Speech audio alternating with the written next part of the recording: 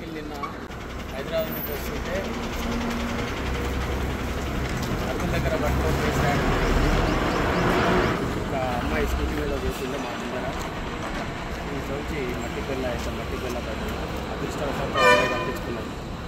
కానీ అది కనుక ఆమెకు తగిలినా లేకపోతే బ్యాలెన్స్ తప్పినా చాలా పెద్ద యాక్సిడెంట్ జరుగుతుంది. నిండు ప్రాణం పోతుంది. డ్రైవరు వెహికల్ ఆపగానే పారిపోయాడు. నేను తీసుకొచ్చి సీజ్ చేసి పెట్టినాను. అట్లే వెహికల్స్ అన్నీ కూడా 3-4 వెహికల్స్ తీసుకొచ్చి సీజ్ చేయడం జరిగింది. అది చాలా డేంజరస్గా లోడు మట్టి ఫోకస్ చెప్పాయి. చాలా డేంజరస్గా లోడ్ చేస్తున్నారు. ఇది మార్జిన్ లోడ్ కంటే 3-4 టన్నులు ఎక్సెస్ చేస్తున్నారు.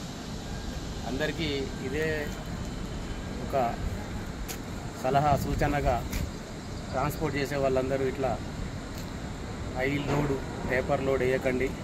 అది జారీ ఎవరి మీదనన్నా పడితే ప్రాణాలు పోయే అవకాశం ఉంటుంది.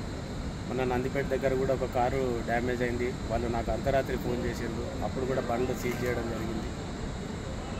ఈరోజు ఈ బళ్ళు కూడా డేంజరస్గా లోడింగ్ చేసుకొని పోతున్నారు. బాడీ లెవెల్ వరకు లోడ్ చేసుకొని వెళ్ళాలి. వీలైతే దానిపైన టార్పాలిన్ కట్టి ఎవరికి ఇబ్బంది కలగకుండా రోడ్డు మీద పోవాలి. లేదంటే మాత్రం తగిన చర్యలు తీసుకోవడం జరుగుతుంది.